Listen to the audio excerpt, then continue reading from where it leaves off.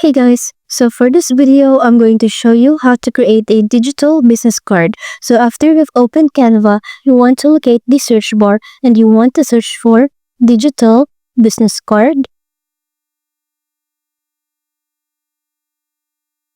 Then you're going to scroll down and you will see a lot of templates that you can use. So you want to go ahead and pick your template, and once you've selected one, just click on it. Then click on customize this template. And first thing that you'd want to do is you want to change the picture over here, of course. So you're going here to the left sidebar, click on uploads, then click on upload files. Then you want to go ahead and upload your photo. And once you've done that, just drag it over here to the template so you can change the picture in the frame. And of course, you want to change the name, your job title, and your contact information. So after that, just click on share over here at the top and click on download. And that's it. Thanks for watching.